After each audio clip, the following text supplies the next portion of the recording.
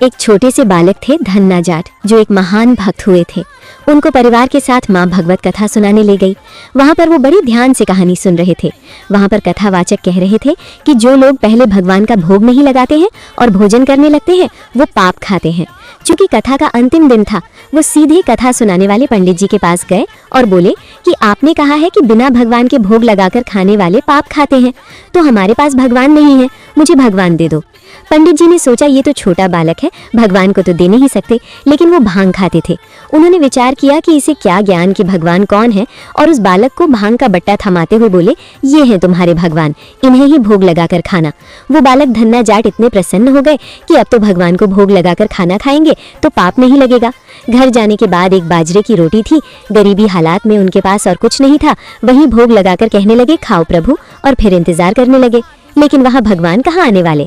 एक दिन बीता, प्रभु नहीं आए। 2 दिन बीत गए पर कोई नहीं आया। तीसरे दिन वो कमजोर हो गए, वह इंतजार करते करते रोने लगे। भांग का बट्टा उठाकर सीने से लगाकर रोने लगे और बोले कि हे भगवान, हमारे पास इतना नहीं है कि आपको खीर पूड़ी पकवान खिला सके, क्या आप हमारे पास इस रूखा सूखा भोजन करने नहीं आओगे। इतना कहते ही श्री कृष्ण प्रकट हो गए और बाजरे की रोटी खाना शुरू कर दिया। तो वो बोली, देखो तुम कितने निर्दयी हो प्रभु जी, 3 दिन से तो हम आपके इंतजार में भूखे हैं और आप पूरी रोटी खाने जा रहे हो। मैं तो बहुत गरीब हूँ और खाने को और कुछ नहीं है। ऐसा नहीं होगा, आधी रोटी आप खाओ और आधी मुझे दो।